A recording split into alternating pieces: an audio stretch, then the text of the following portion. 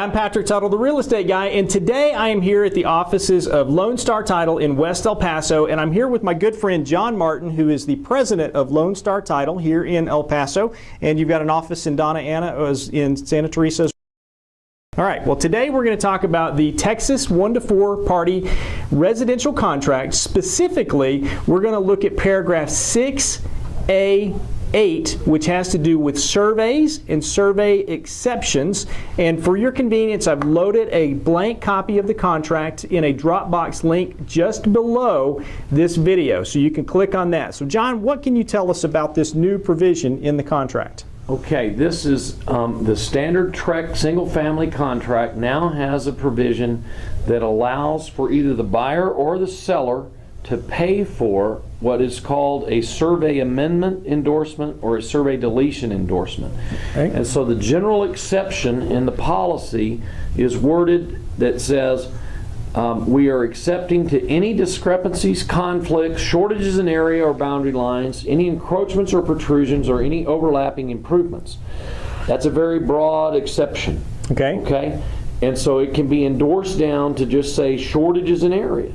The title company will never insure the square footage or area of the property, but when a survey is done that is acceptable to and improvements, the easements, the setback lines, and the house itself as it sits within the boundary of the property, then we can endorse that exception down to just shortages in area based upon the approval of that survey. Okay, so if I'm going to buy a property at 123 Elm Street, I'm going to get a survey on it, there's going to be standard exceptions in the owner's title policy. Correct. And this is an amendment to that which adds additional coverage to me as the buyer. Is that correct? That's correct. Okay. And so it's an added coverage. It costs 5% of the basic premium rate, which in El Paso, that 5% added premium would be between $50 and $60 on average. Okay.